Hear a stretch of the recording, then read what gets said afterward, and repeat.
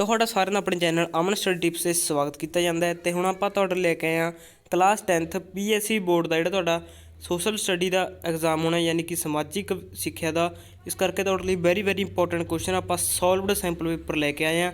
ਇਸ ਕਰਕੇ ਸਾਰੇ ਆਪਾਂ ਤੁਹਾਨੂੰ ਕੁਐਸਚਨ ਕਰਾਵਾਂਗੇ, ਇਹ ਤੁਹਾਡੇ ਲਈ ਵੈਰੀ ਇੰਪੋਰਟੈਂਟ ਹੋਣ ਵਾਲੇ ਨੇ। ਇਸ ਕਰਕੇ ਵੀਡੀਓ ਨੂੰ ਸਕਿਪ ਜਾਵੇਂ ਨਾ ਕਰਿਓ ਤੇ ਵੀਡੀਓ ਨੂੰ ਅੰਤ ਤੱਕ ਦੇਖਦੇ ਰਹੋ ਤਾਂ ਕਿ ਤੁਹਾਨੂੰ ਸਾਰੇ ਕੁਐਸਚਨਾਂ ਬਾਰੇ ਜਾਣਕਾਰੀ ਮਿਲ ਸਕੇ ਅਤੇ ਜਿਹੜਾ ਤੁਹਾਡਾ ਪੇਪਰ ਆ ਉਹ ਤੁਹਾਨੂੰ ਕਰਨ ਵਿੱਚ ਆਸਾਨੀ ਹੋਵੇ। तो चलो फिर जे तुसीं अपने चैनल पर नवे आए हो, चैनल को कर लो सबसक्राइब और इस तरह की वीडियो देखने लिए ना लगी घंटी में जरूर प्रेस कर दो। तो चलो फिर शुरू करते हैं अज की वीडियो, ज़्यादा टाइम ना खराब करते हुए। हाँ जी मित्रों, अपने लगे आ जाता सैंपल पेपर, ये फुल सॉलिड आप लैके आए हैं ताकि तुहाडी एग्जाम की तैयारी हो सके।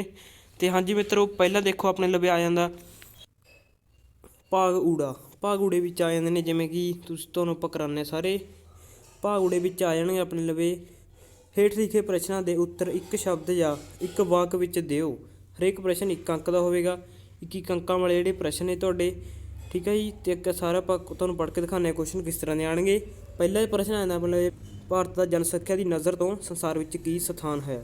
ਇਹਦਾ ਉੱਤਰ ਹੈਗਾ ਆਪਣਾ ਜਨਸੰਖਿਆ ਦੀ ਨਜ਼ਰ ਤੋਂ ਭਾਰਤ ਦਾ ਸੰਸਾਰ ਵਿੱਚ ਦੂਜਾ ਸਥਾਨ ਹੈ। ਇਸ ਹਿਸਾਬ ਨਾਲ ਪਹਿਲਾ ਸਥਾਨ ਚੀਨ ਨੂੰ ਪ੍ਰਾਪਤ ਹੈ। ਦੂਜਾ ਪ੍ਰਸ਼ਨ ਲਿੰਗ ਅਨੁਪਾਤ ਤੋਂ ਤੁਹਾਡਾ ਕੀ ਭਾਵ ਹੈ। ਇਹਦਾ ਉੱਤਰ ਹੈਗਾ ਲਿੰਗ ਅਨੁਪਾਤ ਦਾ ਭਾਰਤ ਵਿੱਚ ਮਤਲਬ ਕਿ 1000 ਆਦਮੀਆਂ ਪਿੱਛੇ ਔਰਤਾਂ ਦੀ ਕਿੰਨੀ ਸੰਖਿਆ ਹੈ ਤੋਂ ਲਿਆ ਜਾਂਦਾ ਹੈ।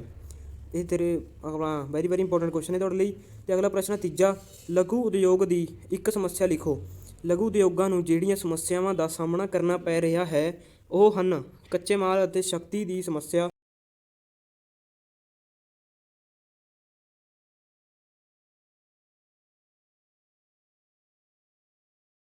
ਵਿੱਤ ਦੀ ਸਮੱਸਿਆ, ਉਤਪਾਦਨ ਦੇ ਪੁਰਾਣੇ ਤਰੀਕੇ, ਵਿਕਰੀ ਸੰਬੰਧੀ ਕਠਿਨਾਈਆਂ ਅਤੇ ਵੱਡੇ ਉਦਯੋਗਾਂ ਨਾਲ ਪ੍ਰਤੀਯੋਗਤਾ। ਦੇ ਪੁੱਤਰ ਗੁਰਬਖਸ਼ ਸਿੰਘ ਦੀ ਪਤਨੀ ਸੀ। ਆਪਣੇ ਸਹੁਰੇ ਤੇ ਪਤੀ ਦੀ ਮੌਤ ਤੋਂ ਬਾਅਦ ਉਸਨੇ ਆਪਣੀ ਮਿਸਲ ਦਾ ਸੰਚਾਲਨ ਕੀਤਾ ਸੀ। ਅਗਲਾ ਪ੍ਰਸ਼ਨ ਹੈ ਪੰਜਵਾਂ, ਹਾਈ ਕੋਰਟ ਦੇ ਜੱਜਾਂ ਦਾ ਕਾਰਜਕਾਲ ਕਿੰਨਾ ਹੁੰਦਾ ਹੈ। ਹਾਈ ਕੋਰਟ ਦੇ ਜੱਜ ਆਪਣੇ ਅਹੁਦੇ ਤੇ 62 ਸਾਲ ਦੀ ਉਮਰ ਤੱਕ ਕਾਰਜ ਕਰ ਸਕਦੇ ਹਨ। ਠੀਕ ਹੈ ਜੀ। ਅੱਗੇ ਆਪਣੇ ਲਵੇ ਆ ਜਾਂਦਾ ਭਾਗ ਐੜਾ। ਭਾਗ ਐੜੇ ਵਿੱਚ ਆ ਜਾਂਦੇ ਨੇ ਆਪਣੇ ਲਵੇ, ਤੁਸੀਂ ਦੇਖ ਸਕਦੇ ਹੋ। ਦੂਜਾ ਪ੍ਰਸ਼ਨ ਆ ਜਾਂਦਾ ਆਪਣੇ ਭਾਗ ਐੜੇ ਵਿੱਚ ਹੇਠ ਲਿਖੇ ਪ੍ਰਸ਼ਨਾਂ ਦੇ ਉੱਤਰ 25 ਤੋਂ 30 ਸ਼ਬਦਾਂ ਵਿੱਚ ਦਿਓ। ਹਰੇਕ ਪ੍ਰਸ਼ਨ 2 ਅੰਕ ਦਾ ਹੈ। 2 ਅੰਕਾਂ ਵਾਲੇ ਪ੍ਰਸ਼ਨ ਆ ਜਾਂਦੇ ਨੇ ਆਪਣੇ ਲਵੇ ਅੱਗੇ, ਜਿਵੇਂ ਕਿ ਆਪਾਂ ਤੁਹਾਨੂੰ ਦਿਖਾ ਦਿੰਦੇ ਹਾਂ ਪ੍ਰਸ਼ਨ ਪੜ੍ਹ ਕੇ। ਆ ਜਾਂਦੇ ਨੇ ਆਪਣੇ ਲਵੇ ਜਿਵੇਂ ਕਿ ਜੰਗਲਾਂ ਦੇ ਮੁੱਖ ਲਾਭ ਕੀ ਹਨ। ਤੇ ਹਾਂਜੀ ਦੋਸਤੋ, ਹੁਣ ਇਹਦਾ ਆਪਣਾ ਜੰਗਲਾਂ ਦਾ ਉੱਤਰ, ਜੰਗਲਾਂ ਦੇ ਮੁੱਖ ਲਾਭ ਹੇਠ ਲਿਖੇ ਹੋਏ ਹਨ। ਇਹਦਾ ਉੱਤਰ ਹੈ ਪਹਿਲਾ, ਜੰਗਲਾਂ ਤੋਂ ਸਾਨੂੰ ਕੀਮਤੀ ਲੱਕੜੀ ਪ੍ਰਾਪਤ ਹੁੰਦੀ ਹੈ। ਤੇ ਅੱਗੇ ਆਉਂਦਾ ਆਪਣੇ ਲਵੇ ਇਹਨਾਂ ਤੋਂ ਕਾਗਜ਼ ਬਣਾਉਣ ਲਈ ਕੱਚੀ ਸਮੱਗਰੀ ਪ੍ਰਾਪਤ ਹੁੰਦੀ ਹੈ। ਤੇ ਅਗਲਾ ਹੈਗਾ ਪੁਆਇੰਟ ਆਪਣੇ ਲਵੇ ਜੰਗਲ ਵਰਖਾ ਲਿਆਉਣ ਵਿੱਚ ਸਹਾਇਤਾ ਕਰਦੇ ਹੁੰਦੇ ਹਨ।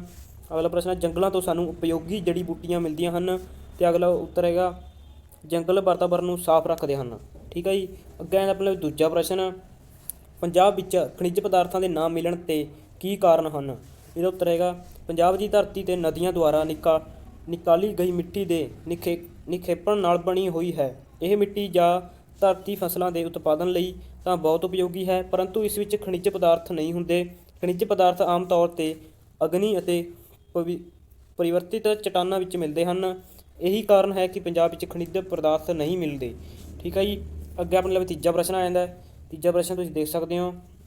ਤੀਜਾ ਪ੍ਰਸ਼ਨ ਹੈਗਾ ਆਪਣੇ ਲਵੇ ਭਾਰਤ ਵਿੱਚ ਲਘੂ ਅਤੇ ਕੁਟੀਰ ਉਦਯੋਗਾਂ ਦਾ ਕੀ ਮਹੱਤਵ ਹੈ। ਇਹਦਾ ਉੱਤਰ ਹੈਗਾ ਭਾਰਤ ਵਿੱਚ ਲਘੂ ਤੇ ਕੁਟੀਰ ਉਦਯੋਗਾਂ ਦਾ ਮਹੱਤਵ ਹੇਠ ਲਿਖਿਆ ਹੋਇਆ ਹੈ।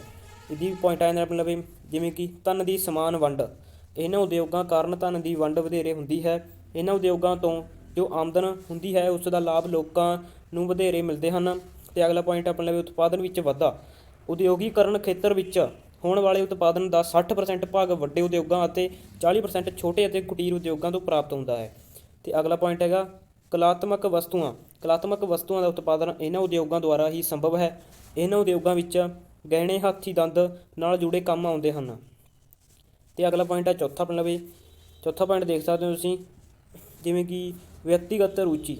ਉਹ ਉਦਯੋਗ ਹਰੇਕ ਗ੍ਰਾਹਕ ਦੇ ਰੁਚੀ ਅਨੁਸਾਰ ਉਤਪਾਦਨ ਕਰ ਸਕਦੇ ਹਨ। ਇਸ ਲਈ ਵਿਅਕਤੀਗਤ ਰੁਚੀ ਨੂੰ ਪੂਰਾ ਕਰਨ ਵਿੱਚ ਇਹਨਾਂ ਉਦਯੋਗਾਂ ਦਾ ਬਹੁਤ ਮਹੱਤਵ ਹੈ। ਹਾਂਜੀ ਮਿੱਤਰੋ, ਅੱਗੇ ਆਉਂਦਾ ਆਪਣੇ ਲਵੇ ਚੌਥਾ ਪ੍ਰਸ਼ਨ ਹੈਗਾ ਮਹਾਰਾਜਾ ਦਲੀਪ ਸਿੰਘ ਬਾਰੇ ਤੁਸੀਂ ਕੀ ਜਾਣਦੇ ਹੋ। ਜਿਹੜਾ ਆਪਾਂ ਤੁਹਾਨੂੰ ਪ੍ਰਸ਼ਨ ਕਰਾ ਰਹੇ ਹਾਂ, ਪ੍ਰਸ਼ਨ ਉੱਤਰ ਵੈਰੀ ਇੰਪੋਰਟੈਂਟ ਨੇ, ਤੁਹਾਡੇ ਪੇਪਰ ਵਿੱਚ ਵੀ ਆ ਸਕਦੇ ਨੇ, ਇਸ ਕਰਕੇ ਧਿਆਨ ਨਾਲ ਸੁਣੋ। ਤੇ ਅਗਲਾ ਪ੍ਰਸ਼ਨ ਹੈਗਾ ਮਹਾਰਾਜਾ ਦਲੀਪ ਸਿੰਘ ਬਾਰੇ ਤੁਸੀਂ ਕੀ ਜਾਣਦੇ ਹੋ। ਇਹਦਾ ਉੱਤਰ ਆਪਾਂ ਦੱਸਦੇ ਹਾਂ ਤੁਹਾਨੂੰ। ਮਹਾਰਾਜਾ ਦਲੀਪ ਸਿੰਘ ਲਾਹੌਰ ਰਾਜ ਦਾ ਆਖਰੀ ਸਿੱਖ ਸ਼ਖਸ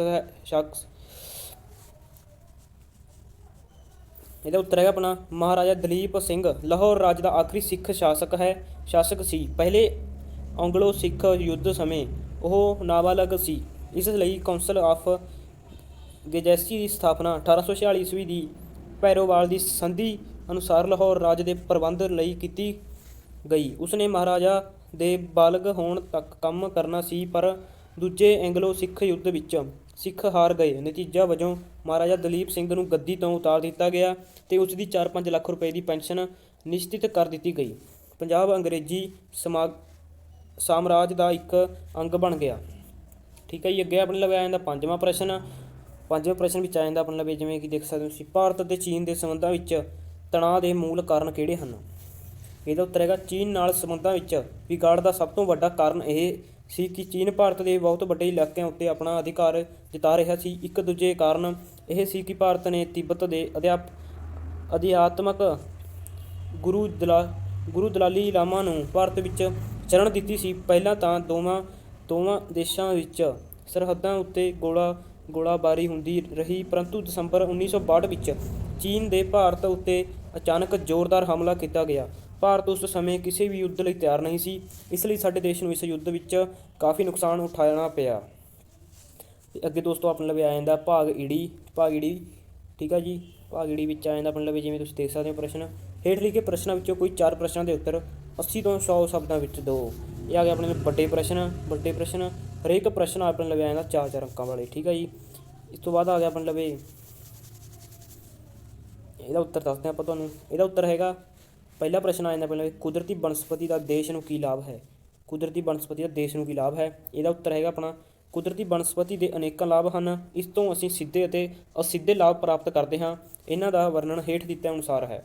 ਇਹ ਵੱਡੇ ਕੁਐਸਚਨ ਨੇ ਤੁਹਾਡੇ ਲਈ, ਇਸ ਕਰਕੇ ਧਿਆਨ ਨਾਲ ਸੁਣਿਓ ਤੇ ਯਾਦ ਇਹਨਾਂ ਨੂੰ ਇੱਕ ਵਾਰ ਜ਼ਰੂਰ ਕਰ ਲਿਓ। ਇਹ ਵੀ ਤੁਹਾਡੇ ਪੇਪਰ ਵਿੱਚ ਆ ਸਕਦੇ ਨੇ। ਪਹਿਲਾਂ ਆਪਣੇ ਲਵੇ ਆ ਜਾਂਦਾ ਸਿੱਧੇ ਲਾਭ। ਕੁਦਰਤੀ ਬਨਸਪਤੀ ਤੋਂ ਮਿਲਣ ਵਾਲੇ ਸਿੱਧੇ ਲਾਭ ਇਸ ਤਰ੍ਹਾਂ ਹਨ।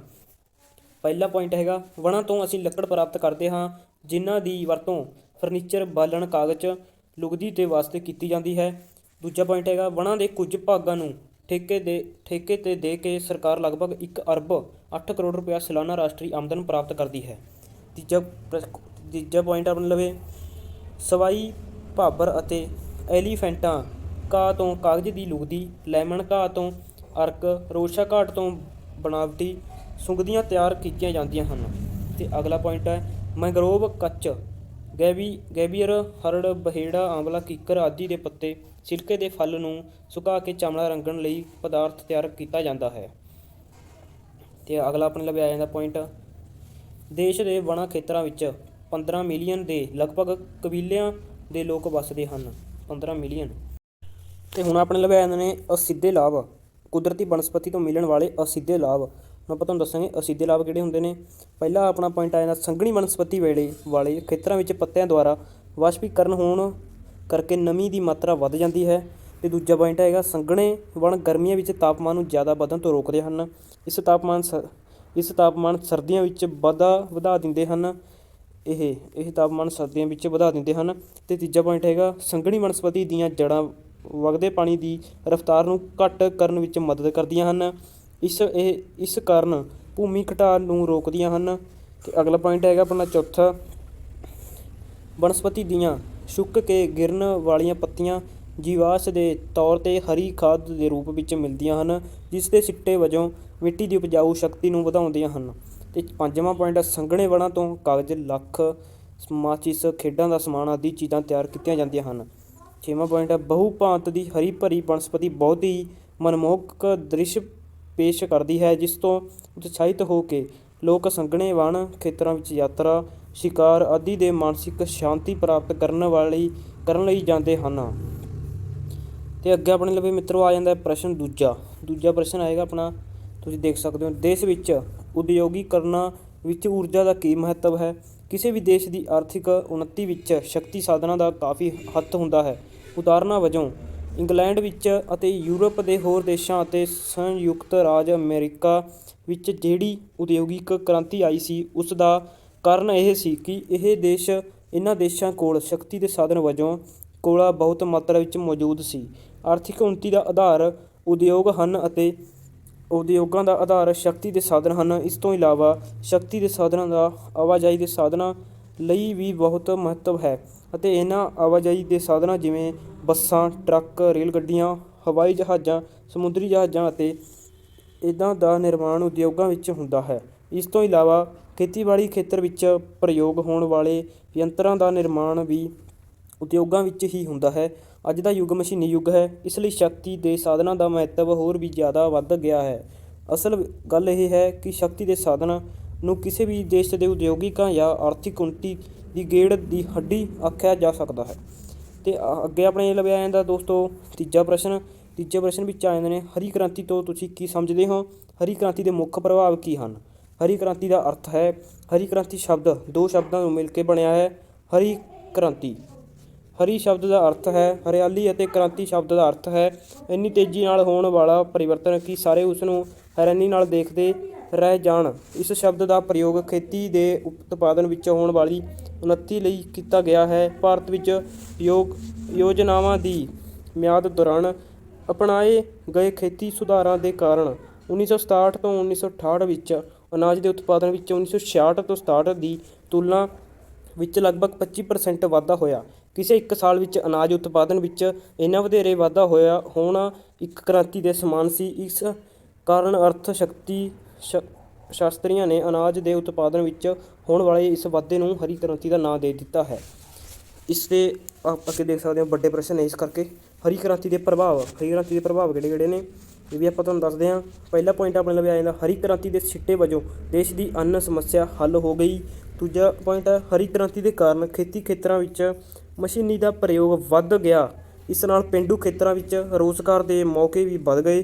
ਤੀਜਾ ਪੁਆਇੰਟ, ਹਰੀ ਕ੍ਰਾਂਤੀ ਨੇ ਖੇਤੀਬਾੜੀ ਉੱਤੇ ਆਧਾਰਿਤ ਉਦਯੋਗਾਂ ਨੂੰ ਵੀ ਕਾਫੀ ਉਤਸ਼ਾਹਿਤ ਕੀਤਾ ਹੈ। ਅਤੇ ਚੌਥਾ ਪੁਆਇੰਟ ਹੈ, ਹਰੀ ਕ੍ਰਾਂਤੀ ਦੇ ਕਾਰਨ ਕਿਸਾਨਾਂ ਦੀ ਆਰਥਿਕ ਹਾਲਤ ਵਿੱਚ ਕਾਫੀ ਸੁਧਾਰ ਹੋਇਆ ਅਤੇ ਜਿਸ ਨਾਲ ਉਹਨਾਂ ਦਾ ਜੀਵਨ ਪੱਧਰ ਕਾਫੀ ਉੱਚਾ ਹੋਇਆ ਹੈ। ਅਤੇ ਪੰਜਵਾਂ ਪੁਆਇੰਟ ਆਪਣੇ ਲੱਭਿਆ ਜਾਂਦਾ, ਹਰੀ ਕ੍ਰਾਂਤੀ ਦੇ ਸਿੱਟੇ ਵਜੋਂ ਖੇਤੀ ਖੇਤਰ ਵਿੱਚ ਸਰਵਜਨਕ ਨਿਵੇਸ਼ ਵਿੱਚ ਵਾਧਾ ਹੋਇਆ ਹੈ। ਅਤੇ ਹੁਣ ਆਪਣੇ ਲੱਭਿਆ ਜਾਂਦਾ ਚੌਥਾ ਪ੍ਰਸ਼ਨ ਵਿੱਚ ਆਪਣੇ ਲੱਭਿਆ ਜਾਂਦਾ, ਜਿਵੇਂ ਜਲ੍ਹਿਆਂਵਾਲਾ ਬਾਗ ਦੀ ਦੁਰਘਟਨਾ ਦਾ ਵਰਣਨ ਕਰੋ।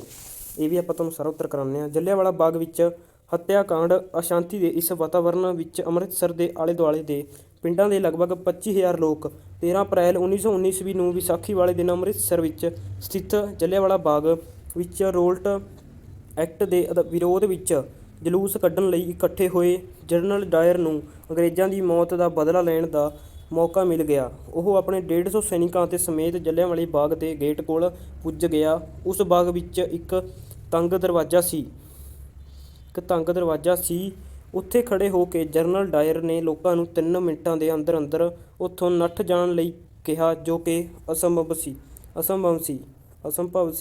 ਜਨਰਲ ਡਾਇਰ ਨੇ 3 ਮਿੰਟ ਮਗਰੋਂ ਗੋਲੀਆਂ ਚਲਾਉਣ ਦਾ ਹੁਕਮ ਦਿੱਤਾ। ਲਗਭਗ 1000 ਲੋਕ ਮਾਰੇ ਗਏ ਅਤੇ 3000 ਜ਼ਖਮੀ ਹੋ ਗਏ। ਅੱਗੇ ਇਹਦਾ ਮਹੱਤਵ, ਜਲ੍ਹਿਆਂਵਾਲਾ ਬਾਗ ਦੀ ਦੁਰਘਟਨਾ ਤੋਂ ਬਾਅਦ ਦੇਸ਼ ਦੀ ਆਜ਼ਾਦੀ ਦੀ ਲਹਿਰ ਨੂੰ ਇੱਕ ਨਵਾਂ ਮੋੜ ਮਿਲਿਆ। ਇਸ ਘਟਨਾ ਦਾ ਬਦਲਾ ਊਧਮ ਸਿੰਘ ਨੇ 21 ਸਾਲਾਂ ਬਾਅਦ ਇੰਗਲੈਂਡ ਵਿੱਚ ਜਾ ਕੇ ਉਸਨੇ ਸਰ ਮਾਈਕਲ ਉਡਵਾਇਰ ਨੂੰ ਗੋਲੀ ਨਾਲ ਮਾਰ ਦਿੱਤਾ। ਅਤੇ ਅੱਗੇ ਆਪਣੇ ਲਈ ਆ ਜਾਂਦਾ ਪੰਜਵਾਂ ਪ੍ਰਸ਼ਨ, ਆਜ਼ਾਦ ਹਿੰਦ ਫੌਜ ਉੱਤੇ ਵਿਸਥਾਰਪੂਰਵਕ ਨੋਟ ਲਿਖੋ। ਆਜ਼ਾਦ ਹਿੰਦ, ਉਹਦਾ ਉੱਤਰ ਦੱਸ ਦਿੰਦੇ ਆਪਾਂ ਤੁਹਾਨੂੰ। ਆਜ਼ਾਦ ਹਿੰਦ ਫੌਜ ਦੀ ਸਥਾਪਨਾ ਸੁਭਾਸ਼ ਚੰਦਰ ਬੋਸ ਨੇ 1943 ਈਸਵੀ ਵਿੱਚ ਟੋਕੀਓ ਵਿਖੇ ਕੀਤੀ ਸੀ। ਇਸ ਫੌਜ ਵਿੱਚ ਉਹ ਸੈਨਿਕ ਸ਼ਾਮਿਲ ਸਨ ਜਿਹੜੇ ਪਹਿਲਾਂ ਅੰਗਰੇਜ਼ੀ ਫੌਜ ਵਿੱਚ ਸਨ ਅਤੇ ਜਿਨ੍ਹਾਂ ਨੂੰ ਜਾਪਾਨ ਨੇ ਕੈਦੀ ਬਣਾ ਲਿਆ ਸੀ। ਸੁਭਾਸ਼ ਚੰਦਰ ਨੇ ਆਪਣੇ ਸੈਨਿਕਾਂ ਨੂੰ ਦਿੱਲੀ ਚਲੋ ਦਾ ਨਾਅਰਾ ਦਿੱਤਾ। ਉਸਨੇ ਸਿਪਾਹੀਆਂ ਨੂੰ ਕਿਹਾ, ਤੁਸੀਂ ਮੈਨੂੰ ਖੂਨ ਦਿਓ, ਮੈਂ ਤੁਹਾਨੂੰ ਆਜ਼ਾਦੀ ਦਿਆਂਗਾ। ਪਰੰਤੂ 1943 ਈਸਵੀ ਵਿੱਚ ਜਾਪਾਨ ਹਾਰਨ ਲੱਗ ਪਿਆ, ਜਿਸ ਕਰਕੇ ਆਜ਼ਾਦ ਹਿੰਦ ਫੌਜ ਆਪਣੇ ਮਿਸ਼ਨ ਵਿੱਚ ਸਫਲ ਨਾ ਹੋ ਸਕੀ। 1945 ਈਸਵੀ ਵਿੱਚ ਸੁਭਾਸ਼ ਚੰਦਰ ਦੀ ਇੱਕ ਹਵਾਈ ਦੁਰਘਟਨਾ ਵਿੱਚ ਮੌਤ ਹੋ ਗਈ। ਇਸ ਦੇ ਨਾਲ ਹੀ ਆਜ਼ਾਦ ਹਿੰਦ ਫੌਜ ਦੀ ਤਾਕਤ ਵੀ ਘਟਣ ਲੱਗ ਪਈ। ਅਤੇ ਅਗਲਾ ਪ੍ਰਸ਼ਨ ਆਉਂਦਾ ਆਪਣੇ ਵਿੱਚ 6ਵਾਂ, ਭਾਰਤੀ ਲੋਕਤੰਤਰ ਦੇ ਰੂਪ ਉੱਤੇ ਨੋਟ ਲਿਖੋ। ਇਹ ਆਪਾਂ ਤੁਹਾਨੂੰ ਸਾਰਾ ਕਰਾ ਦਿੰਦੇ ਉੱਤਰ ਇਹਦਾ ਵੀ। ਭਾਰਤ ਵਿੱਚ ਸੰਘਾਤਮਕ ਗਣਰਾਜੀ ਤੰਤਰਿਕ ਸ਼ਾਸਨ ਪ੍ਰਣਾਲੀ ਸਥਾਪਿਤ ਕੀਤੀ ਗਈ ਹੈ। ਸੁਤੰਤਰਤਾ, ਸਮਾਨਤਾ, ਭਾਈਚਾਰਾ, ਕਾਨੂੰਨ ਦਾ ਸ਼ਾਸਨ, ਉੱਤਰਦਾਰੀ ਸਰਕਾਰ, ਨਿਯਤਕਾਲੀ ਚੋਣਾਂ, ਬਹੁਮਤ ਦਾ ਸ਼ਾਸਨ, ਨਾਗਰਿਕਾਂ ਦੇ ਅਧਿਕਾਰ ਅਤੇ ਸੁਤੰਤਰ ਤੇ ਨਿਰਪੱਖ ਨਿਆਂਪਾਲਿਕਾ ਅਤੇ ਲੋਕਤੰਤਰ ਦੀਆਂ ਮੁੱਖ ਵਿਸ਼ੇਸ਼ਤਾਵਾਂ ਹਨ ਅਤੇ ਇਹ ਸਾਰੀਆਂ ਵਿਸ਼ੇਸ਼ਤਾਵਾਂ ਭਾਰਤੀ ਲੋਕਤੰਤਰ ਵਿੱਚ ਮੌਜੂਦ ਹਨ। ਜਿੱਥੋਂ ਤੱਕ ਭਾਰਤ ਦੇ ਲੋਕਤੰਤਰ ਦੇ ਸਰੂਪ ਦਾ ਪ੍ਰਸ਼ਨ ਹੈ ਤਾਂ ਭਾਰਤ ਵਿੱਚ ਅਪ੍ਰਤੱਖ ਲੋਕਤੰਤਰ ਹੈ।